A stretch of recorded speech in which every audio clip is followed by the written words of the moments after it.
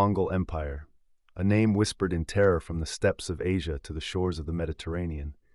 Their armies, a whirlwind of unmatched speed and destructive force, threatened to engulf the entire known world. Yet, in the face of this seemingly unstoppable power, one man stood defiant, a bulwark against the tide of conquest: Baibars, the Mamluk Sultan. This is not a story of mere resistance, but of a transformation. How a slave soldier, born in the distant lands of the north, rose through the ranks to become a sultan, and in doing so turned the tide against the Mongol advance. It is a testament to the power of military brilliance, cunning political maneuvering, and the unyielding will to defend a civilization from annihilation. To truly understand Baibars, we must first understand the unique system that allowed him to rise to such prominence: the Mamluks. These were not traditional soldiers bound by ties of blood or fealty. They were slave soldiers, predominantly of Turkic origin, purchased as young boys and rigorously trained in the arts of war in the Middle East. Once their training was complete, they were manumitted, freed from slavery, and integrated into the military elite, forming a powerful and influential caste. This system, while inherently unjust, created a meritocracy of sorts, where talent and ambition could propel individuals to the highest positions of power. Indeed, the Mamluks frequently seized control of governments, establishing their own dynasties. Baibars himself was born a Kipchak Turk, somewhere in the vast expanse of what is now southern Russia. As a youth, he was captured during a Mongol raid and sold into slavery.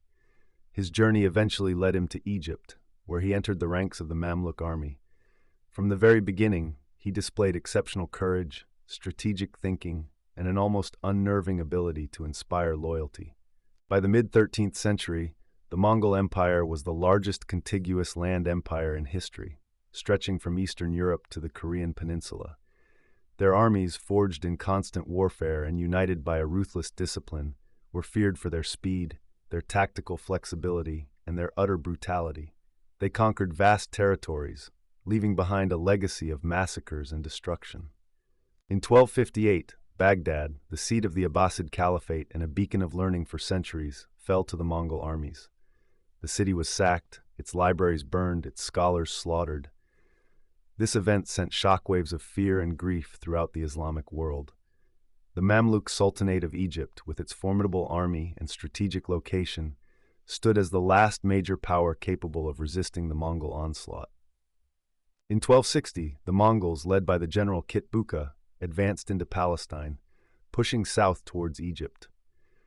The Mamluks, under the leadership of Sultan Qutuz and the brilliant battlefield commander Baibars, knew that the fate of their sultanate, and perhaps the entire Islamic world, rested on their shoulders. They marched north to confront the invaders, their armies converging near a place called Ain Jalut. The Battle of Ain Jalut was a watershed moment, not just in the history of the Middle East, but in the history of the world. It was the first major defeat suffered by the Mongol armies in decades, breaking their aura of invincibility. The Mamluks, under the tactical guidance of Baibars, employed a number of clever strategies to gain the upper hand. They feigned a retreat, luring the overconfident Mongols into a carefully prepared ambush. A significant portion of the Mamluk army was concealed in the surrounding hills, ready to strike the Mongol flanks at the crucial moment.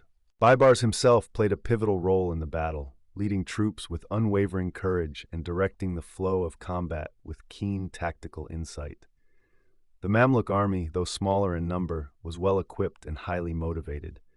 Their victory was a testament to their superior organization, their innovative tactics, and the leadership of Baibars.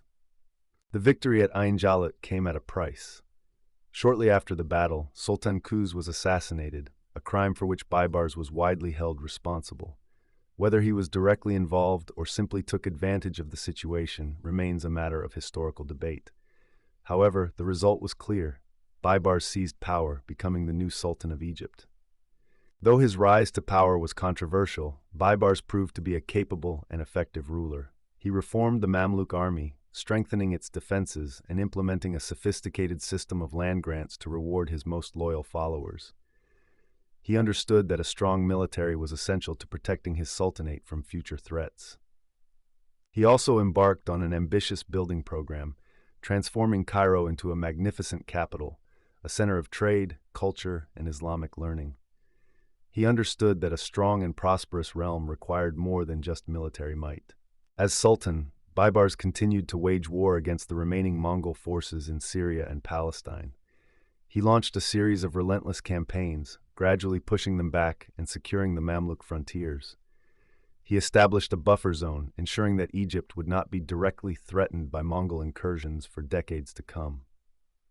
Baibars also turned his attention to the Crusader states, which had clung to existence along the Mediterranean coast for centuries. He systematically targeted their key cities and fortresses, capturing them one by one. His campaigns marked the beginning of the end for the Crusader presence in the region, ultimately paving the way for their complete expulsion. Baibars died in 1277, likely from drinking poisoned kumis, fermented mare's milk, intended for someone else. He left behind a Mamluk sultanate that was stronger, more secure, and more prosperous than ever before. He had successfully defended the Islamic world against the Mongol onslaught, eliminated the Crusader threat, and established a powerful dynasty that would rule Egypt and Syria for centuries. Baibars' rise from slave soldier to sultan is a truly remarkable story of ambition, resilience, and military genius. He was a shrewd politician, a visionary builder, and above all, a brilliant military commander.